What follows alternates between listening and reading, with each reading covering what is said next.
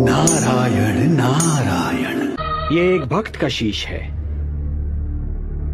इसे अमृत से सींचो और अजरामर बना दो।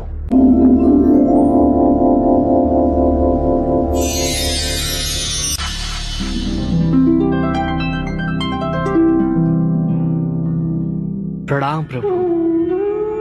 कीर्तिमान भव। तुम जैसा महात्मा केवल सृष्टि के कल्याण के लिए आता है।